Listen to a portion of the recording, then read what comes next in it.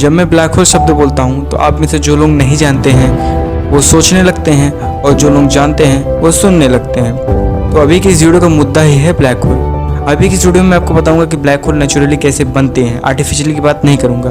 Black hole naturally कैसे बनते हैं, ब्लैक होल होते क्या हैं, और ब्लैक होल का जो गेट होता है ना, जिसे हम इवेंट हॉराइजन कहते हैं, वो क्या होता है।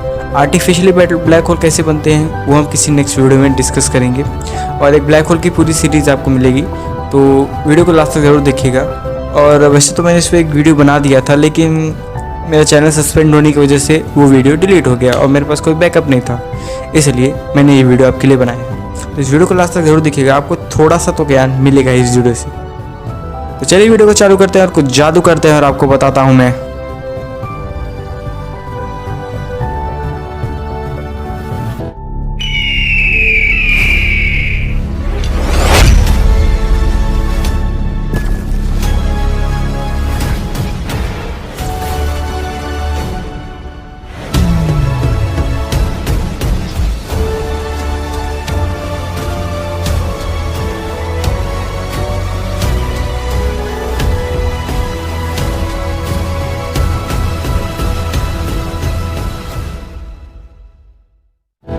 तो वीडियो शुरू होने से पहले मैं आपसे कुछ गुजारिश करना चाहता हूँ। अगर आपको मेरे वीडियोस अच्छे लगते हैं या किसी के भी वीडियोस अच्छे लगते हैं तो उसे सपोर्ट ज़रूर किया करिए। आपके एक सब्सक्राइब करने से, आपके एक लाइक करने से हमें कितना मोटिवेशन मिलता है ये आप अभी नहीं समझ पाएंगे। एक बार आप क्रिएटर बन के देखिए तो आपको पता चलेगा। तो अगर वीडियो अच्छा लगता है ना तो सब्सक्राइब करके और लाइक करके सपोर्ट ज़रूर कीजिएगा। आपका सपोर्ट ही है कि हम हैं, नहीं हैं। अगर आपका सपोर्ट नहीं है तो हम नहीं हैं। तो चलिए अब अपने मुद्दे पे आते हैं। सबसे पहले आपको बता देता हूँ ब्लैक होल होता क्या है। ब्लैक होल स्पेस यानी हमारे यूनिवर्स में ऐसी जगह हैं जहाँ पे गुरुत्वाकर्षण बहुत ज़्यादा होता है, मतलब बहुत ही ज़्यादा। गुरुत्वाकर्षण मतलब आप तो पता ही होगा, क्योंकि धरती पे हम गुरुत्वाकर्षण की वजह से ही जिंदा हैं, क्योंकि हम धरती पे गुरुत्वाकर्षण की वजह से ही हैं। वहाँ पे गुरुत्वाकर्षण इतना ज़्यादा है कि मैं कुछ कह नहीं सकता, इसकी वजह से लाइट भी वहाँ से निकल नहीं पाती है। अगर ब्लैक होल के अंदर लाइट घुस गई तो भैया निकलने का कोई चांस नहीं है। आप जानते होंगे कि लाइट की स्पीड है 3 लाख किलोमीटर के आसपास 1 सेकेंड में, मतलब 1 सेकेंड में लगभग 3 लाख किलोमीटर ट्रेवल करती है। तो ऐसी चीज़ जो 3 लाख किलोमीटर 1 सेकेंड में ट्रेवल करती है, वो भी अगर ब्लैक होल से निकल पाए तो आपकी क्या औकात है? आप निकल पाएंगे? बिल्कुल नहीं। तो ब्लैक होल को समझने के लिए आपको स्टार्स को समझना होगा कि स्टार्स कैसे फॉर्म होते हैं। स्टार्स यानी जैसे हमारा धरती भी एक स्टार है, सन की बात सिर्फ नहीं कर रहा हूँ, पूरा जो मंगल ग्रह जो भी ग्रह है सब स्टार ही हैं। अब समझिए स्टार्स बनते कैसे हैं। स्टार्स बनते हैं गैसेस से। जब गैसेस बहुत धीरे धीरे करके पास आते हैं, धीरे धीरे करके पास आने के बाद वो गैसेस में मेनली हाइड्रोजन होता है, या फिर तो हाइड्रोजन धीरे धीरे करके कंबाइन होता है। एक रिएक्शन होता है जिसे हम कहते हैं न्यूक्लियर फ्यूजन। इसके बारे में आपने स्कूल में पढ़ा होगा। 2 छोटे न्यूक्लियाई जिससे न्यूक्लियस बनता है। जैसे मान लीजिए A+B करके C बनता है, समझ लीजिए ऐसे ही ये न्यूक्लियाई छोटे छोटे जोड़ के एक बड़े हैवी न्यूक्लियाई का निर्माण करते हैं। तो यही होता है, हाइड्रोजन ऐड होके, बहुत ज़्यादा हाइड्रोजन ऐड होके हीलियम बनाते हैं, हीलियम कार्बन बनाता है, कार्बन आयरन, ऐसे एक सिलसिला चलता रहता है। जब ये आयरन में तब्दील हो जाता है तो आयरन मतलब आप जानते हैं मैग्नेट। आयरन मैग्नेट से संबंधित होता है। अगर एक आयरन के पीस को मैग्नेट के पास लाए तो चिपक जाता है। तो समझ लीजिए मैग्नेटिक प्रॉपर्टी होती है।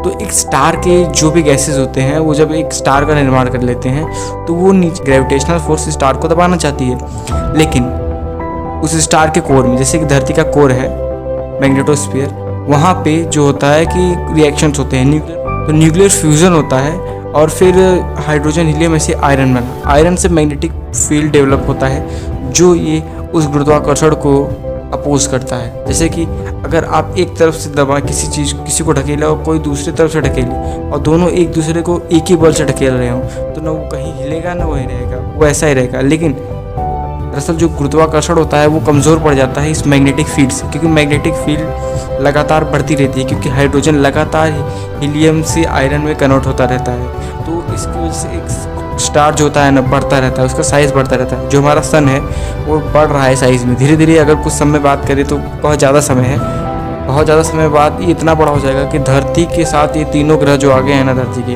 वीनस, मरकरी और ये 3 ग्रह हैं धरती से लेके 1 2 3, तीनों धरती के अंदर उसके अंदर घुस जाएंगे सूरज के अंदर और तीनों का खात्मा हो जाएगा। हालांकि इसे आने में अभी बहुत समय है, आप डरिए नहीं। तो आप जान चुके हैं कोई स्टार कैसे बनता है। अब देखिए, जैसे कि कोई चीज़ हमेशा के लिए नहीं रहती। जैसे कि अगर आप गाड़ी में तेल डालते हैं, पेट्रोल डालते हैं, तो पेट्रोल गाड़ी चलाने में इस्तेमाल होता है, तो पेट्रोल एक दिन ख़त्म हो जाता है। अगर आप गाड़ी में पेट्रोल ना डालें अपने बाइक में चाहे जिसमें, तो पेट्रोल ख़त्म हो जाएगा और आपका बाइक रुक जाएगा। उसी प्रकार ये हाइड्रोजन जब सारे के सारे आयरन में कन्वर्ट हो जाते हैं और मैग्नेटिक फील्ड लगभग ना के बराबर प्रोड्यूस होती है, तो फिर क्या होता है, गुरुत्वाकर्षण बहुत ज़्यादा हैवी बढ़ जाता है। जैसे कि अगर आप लोग एक दूसरे पर ज़्यादा फोर्स लगा रहे थे आप और दूसरा कोई कम फोर्स लगा रहा था, तो आप उसे ढकेल पा रहे थे। लेकिन अगर आपकी फोर्स एकदम वीक हो जाए, तो ये जो दूसरा वाला फोर्स यानी गुरुत्वाकर्षण जिसे समझ लीजिए स्टार के केस में, ये बहुत ज़्यादा दबाता है। दबाने की वजह से धीरे धीरे करके बहुत ज़्यादा जो इलेक्ट्रॉन्स प्रोटॉन सब एक दूसरे के पास हो जाते हैं और जानते हैं लाइक चार्जेस एक दूसरे को रिपेल करते हैं। जैसे प्रोटॉन एक दूसरे के पास हो जाते हैं। एक ही प्रोटॉन नहीं है क्योंकि एक स्टार है, तो एक दूसरे को रिपेल कर देते हैं बहुत ही तेज़ी से, तो सब फेंका जाता है। इलेक्ट्रॉन और प्रोटॉन फेंका जाते हैं और न्यूट्रॉन बचते हैं। तो इन न्यूट्रॉन की जो मात्रा होती है यही किसी चीज़ को ब्लैक होल, वाइट ड्वार्फ या फिर रेड जाइंट बनाती है। तो अगर ये न्यूट्रॉन बहुत ज़्यादा होते हैं, बहुत ज़्यादा मात्रा में होते हैं, तो ये ब्लैक होल बनाते हैं। नहीं तो अगर कम मात्रा में तो वाइट ड्वार्फ, रेड जाइंट ऐसे बनाते हैं। हमारा जो सूरज है ना, तो उसका मास काफ़ी ज़्यादा नहीं है क्योंकि वो मीडियम आकार के तारों में गिना जाता है। लेकिन अगर जब ऐसा कुछ होगा, उसमें सुपरनोवा होगा, तो वो सिर्फ और सिर्फ रेड जाइंट ही बन पाएगा। अब सुपरनोवा को आपको समझना पड़ेगा। जैसे ही ब्लास्ट होता है, ये एक्सप्लोड होता है, और एक्सप्लोड जब होता है तो इसी एक्सप्लोड को हम सुपरनोवा कहते हैं। तो भैया जब न्यूट्रॉन ही बचे हैं, तो न्यूट्रॉन बहुत ज़्यादा हैवी मात्रा में है, तो ये भैया ब्लैक होल का निर्माण करते हैं। लेकिन अगर ये न्यूट्रॉन की मात्रा बहुत कम है, तो ये दोनों वाइट ड्वार्फ या फिर रेड जाइंट में कन्वर्ट होंगे। लेकिन अगर एक स्टार बहुत ही ज़्यादा बड़ा है, बहुत ही ज़्यादा बड़ा है, तो उसका जो फोर्स है ओवरकम कर रहा है ग्रेविटी को, वो अचानक छट जाएगा, तो ग्रेविटी बहुत ही जल्दी उसको दबाएगी। और एक रेडियस होता है जिसका नाम होता है श्वार्ज़चाइल्ड रेडियस। इसको हम किसी नेक्स्ट वीडियो में बात करेंगे इसके बारे में। जब ये इससे नीचे हो जाता है, उसका जो उसका सर्कमफेरेंस होता है वो इससे नीचे हो जाता है इस रेडियस से, तो भैया वो ब्लैक होल में कन्वर्ट हो जाता है। हमारे सन का श्वार्ज़चाइल्ड रेडियस 3 मिलीमीटर है। ये आपको मालूम नहीं है तो मैं बता दूं, वैसे तो हम श्वार्ज़चाइल्ड रेडियस पे फिर कभी बात करेंगे। तो इस प्रकार नेचुरली ब्लैक होल ऑकर होते हैं। लेकिन अगर मान लीजिए ये ब्लैक होल या फिर ये सुपरनोवा हमारे आसपास हुआ या फिर हमारे मिल्की वे गैलेक्सी में हुआ, धरती के आसपास हुआ, तो धरती तो ख़त्म हो जाएगी, बंजर हो जाएगी, धरती क्या नष्ट ही हो जाएगा पूरा। लेकिन हमारे मिल्की वे गैलेक्सी में हुआ तो कुछ ऐसा होगा कि हमें आसमान में 2 सूरज दिखेंगे। और शायद इतिहास में ऐसा कहा गया है कि आसमान में कुछ समय के लिए 2-2 तारे दिखने लगे थे, 2-2 सूरज दिखने लगे थे। तो हो सकता है कि ऐसा एक्सप्लोजन हमारे मिल्की वे गैलेक्सी में पहले हो चुका हो और ये लगातार हो रहा है अलग अलग गैलेक्सीज में। ये साइंटिस्ट ने प्रूव किया है। अब मैं आपको बताता हूँ कि हमें कैसे पता चलता है कि किसी एक जगह पे ब्लैक होल है। यहाँ से लाइट भी बाहर नहीं निकल पाती, तो आप कैसे देखेंगे? किसी चीज़ को देखने के लिए उससे लाइट रिफ्लेक्ट होकर आपकी आँखों तक आनी चाहिए। लेकिन ब्लैक होल तो लाइट ही निकल गया भैया, तो आपको दिखेगा कैसे? दरअसल जो उसके आसपास जो एरिया होता है ना, वो इफेक्ट करता है, वो हमें बताता है कि भैया यहाँ ब्लैक होल है। जैसे कि अगर कोई स्टार है और वो स्टार किसी उसके जो गैसेस हैं किसी अननोन चीज़ की तरफ खींचे जा रहे हैं, तो हम समझ जाते हैं कि वो यहाँ पे ब्लैक होल है। और अगर वहाँ पे कुछ नहीं दिख रहा तब, और अगर जैसे कोई स्टार है किसी चीज़ का चक्कर लगा रहा है और हमें समझ में नहीं आ रहा वहाँ पे कुछ है ही नहीं, हमें दिख नहीं रहा, तब भी हम समझ जाते हैं कि वो ब्लैक होल है। तो ये था पूरा मुद्दा ब्लैक होल का कि ये कैसे नेचुरली बनते हैं और इनकी थोड़ी बहुत मिस्ट्री मैंने आपको समझाई। इस वीडियो में मैंने थोड़ा बहुत नॉलेज आपको ब्लैक होल के बारे में दिया। वैसे तो आप लोगों में से बहुत लोगों को मालूम होगा क्योंकि आप बहुत ज्ञानी हैं, आप लोगों को मालूम होगा जहाँ तक, लेकिन मैंने बताने की कोशिश की है, थोड़ी आसान तरीके से समझाने की कोशिश की है। तो इस वीडियो में मैंने ब्लैक होल के बारे में समझाया। अगर ये वीडियो अच्छा लगा तो सपोर्ट ज़रूर कीजिए, आपका सपोर्ट हमारे लिए बहुत कुछ है। जैसे कि वीडियो की शुरुआत में मैंने आपको बताया कि आपका एक लाइक और एक सब्सक्राइब हमें बहुत ज़्यादा मोटिवेशन देता है, तो करिए ज़रूर। अगर आपको कोई चीज़ अच्छी लगती है तो उसे ज़रूर कीजिए। जैसे कि अगर आपको टॉफ़ी अच्छी लगती है तो आप टॉफ़ी ज़रूर खरीदते हैं, उसी प्रकार अगर आपको किसी की वीडियो अच्छी लगती है तो चैनल को सब्सक्राइब करके सपोर्ट तो कर सकते हैं आप। तो सपोर्ट ज़रूर कीजिएगा और आपको नेक्स्ट वीडियो जल्दी ही मिल जाएगा। तो मिलेंगे हम नेक्स्ट वीडियो में, तब तक के लिए जय हिंद, जय भारत।